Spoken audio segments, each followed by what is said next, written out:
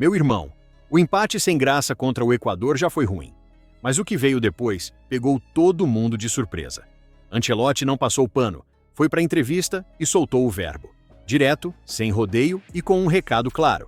Tem muita coisa errada nessa seleção.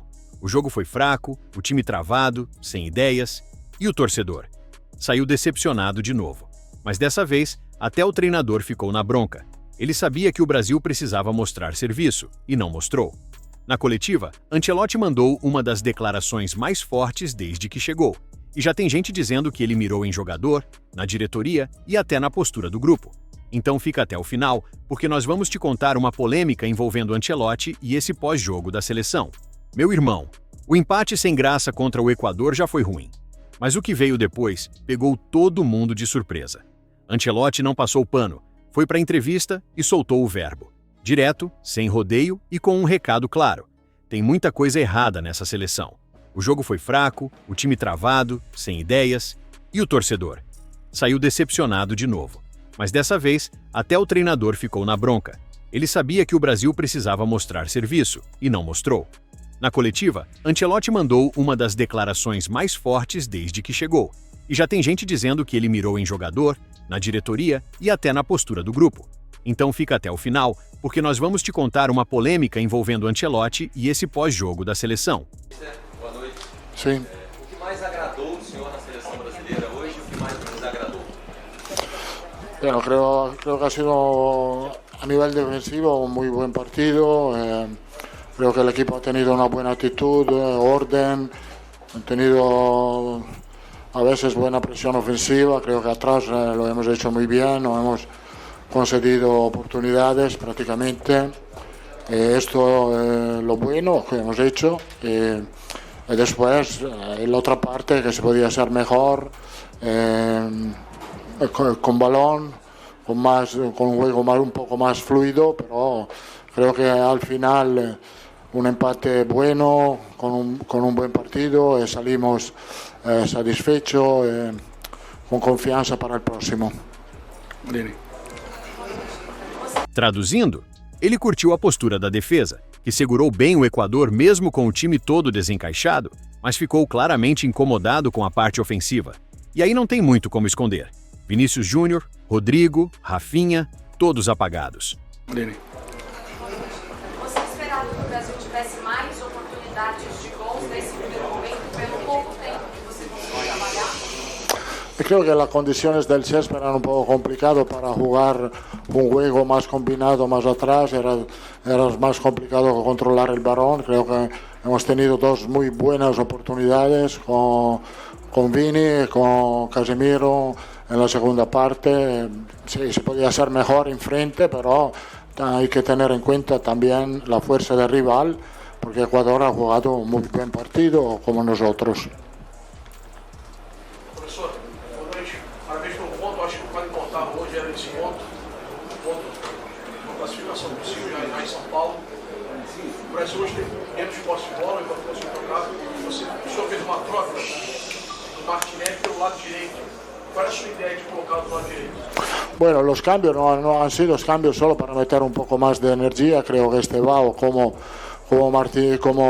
Richarlison y como Gerson han trabajado muy fuerte, con mucho compromiso a nivel defensivo. Los cambios que he hecho era solo para dar más energía al equipo y solo por esto. E claro, também rolou pergunta sobre o próximo jogo da seleção contra o Paraguai. E aí, meu amigo, o Ancelotti não poupou palavras. Ele sabe que a estreia deixou a desejar. E sabe também que a paciência do torcedor brasileiro não dura muito quando o time não joga bola. Quando perguntaram o que ele esperava da partida em São Paulo, o Mister foi direto ao ponto. Professor Ancelotti, o Júlio César do Portal Agora do Paraná. O torcedor tinha uma expectativa de um futebol já melhor nessa largada. Porém, um ponto é muito importante para o Brasil. O que a gente já pode projetar para terça-feira para o jogo contra o Paraguai? Yo creo que contra Paraguay va a ser un partido distinto porque tendremos más oportunidad de controlar el juego. Ahí tenemos que hacer un juego, como he dicho, con más ritmo, con más movilidad, con más intensidad, y creo que lo vamos a ver acá a nuestra casa. Sim.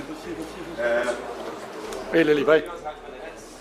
Professor, o que você percebeu no jogo de hoje que você não quer que se repita de jeito nenhum no próximo jogo? O que você sentiu que faltou para que a seleção saísse com a vitória? No, como he dicho, faltaba un poco de hueco de ataque porque creo que, aparte que creo que Ecuador ha defendido muy bien, no era tan sencillo buscar espacio entre líneas, hemos tenido dificultad en la salida, no siempre han llegado los balones limpios en los últimos tercios. Eso, como he dicho, no quiero poner excusa, pero el campo no era tan sencillo jugar en esta condição. Agora se liga no que alguns jornalistas vieram comentando. Eu acho que é até difícil colocar dentro de uma caixinha ou de outra, porque é claro que tem um quê de decepção, porque a expectativa era que o Ancelotti pudesse trazer uma mudança, nem que fosse anímica ali, e que a gente visse alguma coisa diferente nesse primeiro jogo. Mas também não dá para excluir totalmente a caixinha do era o que se esperava, porque é muito difícil fazer uma mudança drástica de uma seleção que vem sofrendo há bastante tempo para conseguir não só resultado, mas principalmente desempenho. Então, é difícil pensar, apesar da expectativa criada no Ancelotti, que com pouquíssimo tempo de trabalho e com nem tanto conhecimento do material humano por completo que ele tem nas mãos, que ele conseguiria fazer uma transformação absoluta e que hoje o Brasil ia chegar e ia acabar com o jogo. E eu acho que o jogo de hoje, ele deixa desenhado, deixa escancarado o mal que um ciclo torto, um ciclo irresponsável que é o ciclo da seleção brasileira, né, pela maneira como a maneira tosca como a CBF conduziu a seleção brasileira nesses últimos 3 anos, o mal que isso causa a uma equipe de futebol. A um desenvolvimento de um trabalho coletivo. Porque a gente fica naquela esperança de achar, de querer tratar exceção como regra, de achar que toda hora, em toda a Copa do Mundo, vai dar certo esse negócio de, encaixa ali 6 meses antes e vai. Gente, futebol é processo, montagem de uma equipe é uma coisa que requer tempo. O Brasil jogou 3 anos fora do ciclo, a verdade é essa. Você vai esperar que o Ancelotti consiga, num pouco tempo, pelo tamanho que ele tem, né, pelo gigantismo dele, pelo currículo, pelas 5 Champions que ganhou como técnico. Beleza, acho que a gente pode esperar, eu acho que aumenta um pouco a esperança, mas vamos lá, não tem milagre. No mesmo dia em que o Brasil fez esse jogo pobre em Guayaquil, como é o futebol da seleção brasileira pobre há 3 anos, Espanha e França fizeram o jogo que fizeram hoje à tarde. Fica desenhada assim, escancarada a nossa diferença, a nossa distância para eles. E essa distância aumentou pela nossa incompetência, a nossa passividade para achar um substituto para o Tite, a nossa irresponsabilidade de colocar como técnico da seleção brasileira um treinador que estava disputando reta final de Libertadores com o Fluminense. Acharam uma boa ideia. Começar o ciclo com o Ramon Menezes no comando. Acharam uma boa ideia. Então é isso, pessoal. A estreia foi decepcionante, a coletiva foi dura e o recado do Mister foi claro. Ou muda agora, ou o barco afunda cedo. Terça tem Brasil e Paraguai. E a cobrança já começou. E aí, você acha que Ancelotti vai dar conta do recado? Comenta aí que o melhor comentário vai estar fixado no topo. Valeu e que Deus te abençoe.